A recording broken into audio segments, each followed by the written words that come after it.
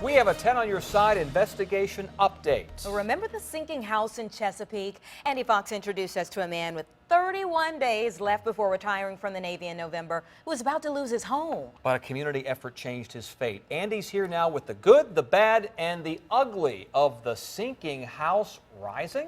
Anita and Tom, Kevin Bond is retired Navy right here, but his current security clearance won't allow a home foreclosure, which is where this home was heading when it was sinking into the ground. After our investigation, a lot of great things happened to Kevin Bond.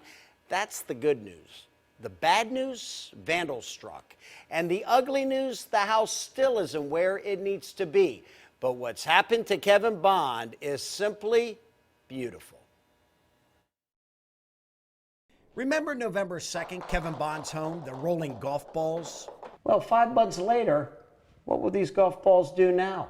That answer coming up, but first, JES Foundation Repair jacked up the house to make it level. Ashton Builders, along with their partners, taking care of everything else inside. Ashton Builders, Donnie Cross. I feel like they, pushed the limits on what they've done. I haven't really heard of anybody else lifting a house, 18 inches or so. So that was pretty impressive feat to actually even be able to do that in the first place. Ashton originally built the house, but Cross says they had no idea there was improper soil beneath the house that led to the house sinking. 5 months later, the massive job remains ongoing. One of the main things that we really was kind of a setback. The biggest setback, broken pipes caused by elevating the house. All of the plumbing pipes beneath the house have settled, and so some were backgraded, some were cracked during the lift. Busting up and repouring concrete throughout the house due to the broken pipes has led to a 30-day delay. We had a camera come out and go through all the pipes underneath the slab and verify that there were no cracks or anything before we put it all back together and put the flooring back down. Lifting the house buckled the roof shingles.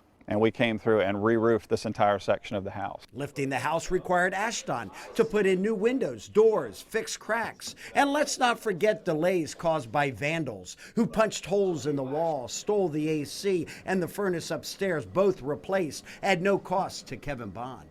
It's really been a big effort. We've got a lot of phone calls from lumber yards, building supply places that have heard about the situation and wanted to be a part of it. And so we've been really thankful that they've come in and done such a great job. Which brings us back to the golf balls that ran like white mice off the counters and across the floors. What about those golf balls today?